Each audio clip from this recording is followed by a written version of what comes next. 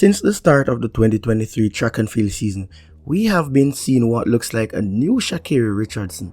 Not the one that was kicked off a plane, nor the one that was left in the dust at the 2021 Nike Pre-Classic, or the Richardson who wasn't able to make the United States team to the 2022 World Championships in Eugene, Oregon.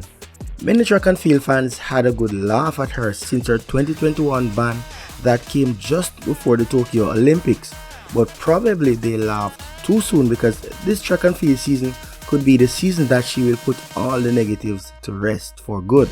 Right now, things are steaming up in the female track and field world with athletes like Marie-Josée Tallot of the Ivory Coast and Shericka Jackson of Jamaica dropping some pretty decent times already in the 100 meters, but of course, Sha'Carri Richardson is still fastest of the three so far this year.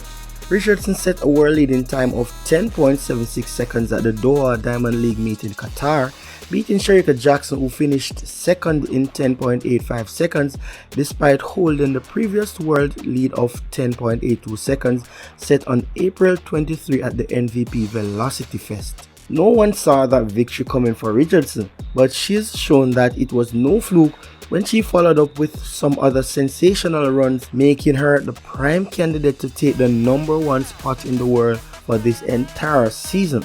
Now, with the absence of double Olympic champion Elaine Thompson-Herah and uncertainty around Shelly-Ann Fraser-Pryce's injury, the most likely looking clash so far will be between Shericka Jackson and Sha'Carri Richardson in both the 100 and 200 meters at this year's World Championships if Richardson chooses to compete in both.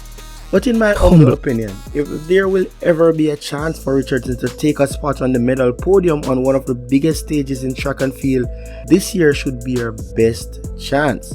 In fact, she might be able to have a shot at 3 possible medals if she makes the team to the World Championships in Budapest. The 100, the 200 and the 4x100 meters are all there for the taking. Given Richardson's dangerous form this season, she should be able to put up a serious challenge to any top sprinter in the world this year. Since the start of the 2023 track and field season, she's been the only athlete to go below 10.80 seconds more than once this year. So far, Sha'Carri has posted 4 times below 10.80 seconds, with 2 being win aided and the other 2 are win legal times, with her fastest legal time being 10.76 seconds. As things currently stand, the 200 meter is highly seen in favor of Shericka Jackson of Jamaica. In fact, there are some persons who are of the view that while Jackson can be beaten in the 100 meters, there's no chance of her losing the 200 meters to anyone.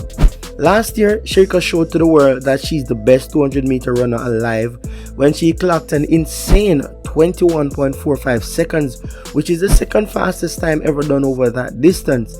Since then, she's been viewed as immortal over the said distance.